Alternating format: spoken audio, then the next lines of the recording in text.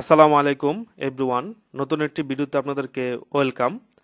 আজকের এই ভিডিওতে আমি আপনাদেরকে দেখাবো কিভাবে অ্যাডোবি ফটোশপের মধ্যে শর্টকাট কিগুলা মাত্র এক ক্লিকে বের করবেন।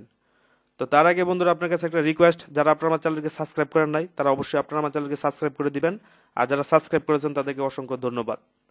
বন্ধুরা দেখুন, স্ক্রিনের মধ্যে একটা ছবি দেওয়া আছে, এই ছবিটিকে আমি সেভ করব। তো তার জন্য কিবোর্ড থেকে কন্ট্রোল আলতা শিফট বাটনে চেপে ধরে কে বাটনে ক্লিক করবেন। ক্লিক করার পর এরকম একটা উইন্ডো আসবে, আসার পর আপনারা এখান থেকে সামারাইজে ক্লিক করবেন।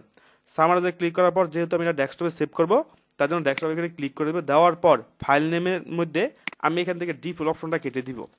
কেটে দিয়ে এখান থেকে সেভ অপশনে ক্লিক করব।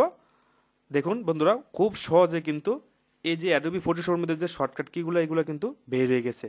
তো এরকমভাবে বন্ধুরা আপনারা যে কোনো কিবোর্ডের শর্টকাটগুলো বের করতে, অর্থাৎ অ্যাডোবি ফটোশপের মাধ্যমে আপনারা এই সিস্টেমটা বন্ধুরা আপনারা ফলো করতে পারেন।